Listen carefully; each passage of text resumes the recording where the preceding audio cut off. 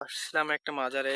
মাজারে এসে দেখি অনেক বড় একটা বট গাছ। তো আপনারা ভিডিওতে দেখতে পাচ্ছেন যে একটা বট গাছ কতটা ভয়ঙ্কর। একটা বট গাছের শিকড় থেকে আর একটা বট গাছে রূপ নিয়ে সেই গাছটা থেকেই কিন্তু আবার ডালপালা ছড়িয়েছে। তো আপনারা দেখতে পাচ্ছেন এখানে যে একটা বট গাছের কয়টা শিকড় দেখেন দেখেন যে একটা বট গাছের কয়টা শিকড় হয়ে হয়ে উঠছে। এখন তো বিষয়টি আসলে ভাবানীয়। এটা কিন্তু খুবই ভয়ঙ্কর জায়গা মনে হচ্ছে দেখে।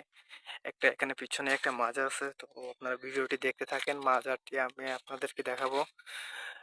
তো এই গাছটি দেখতে পাচ্ছেন কিন্তু বিভিন্ন প্রকারের বট গাছের সমাধি, চারি সাইডে কবরও আছে এখানে।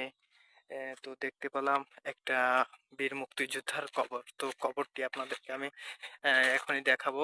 কবরটি আপনারা দেখবেন। বীর মুক্তিযুদ্ধের কবর ১৯৭১ সালে যে স্বাধীনতা হয়েছিল সেই সময়কার একজনের কবর দেখলাম এখানে। তো আমি আপনাদেরকে কবরটি দেখাবো। চলুন দেখা যাক। তো তার কবরটি হলো এই সেই মুক্তিযুদ্ধের কবরটি। কিন্তু তার নাম কি?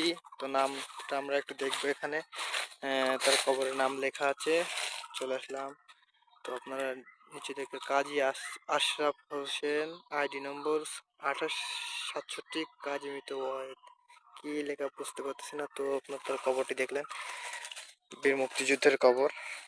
আমি যে মাজারে এসেছি এখন সে মাজারের নাম হলো পীর মেহেরউদ্দিন রহমতুল্লাহ এর মাজার শরীফ, মেহেরপুর, কেশবপুর, যশোর।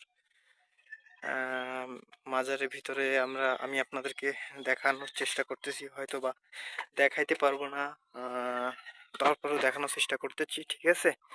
মাজারের ভিতরে দেখানোর চেষ্টা করতেছি। এর ভিতরটা দেখলে গা কেমন চমচম চমচম করতেছে, কিন্তু ভালো লাগতেছে ভিডিও করতে।